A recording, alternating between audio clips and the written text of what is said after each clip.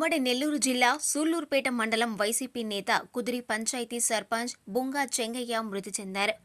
ఈ రోజు ఉదయం స్థానిక రైల్వే స్టేషన్ సమీపంలో రైలు పట్టాల మీద శవమై పడి ఉందని స్థానికులు గమనించి పోలీసులకు సమాచారం అందించారు. రైల్వే పోలీసులు సంఘటనా స్థలానికి చేరుకుని మృతదేహాన్ని పోస్టుమార్టం నిమిత్తం స్థానిక ప్రభుత్వాసుపత్రికి తరలించారు. నిన్న రాత్రి 7:30 ప్రాంతంలో ఇంటి నుండి బయటకు వెళ్లినట్లు సమాచారం.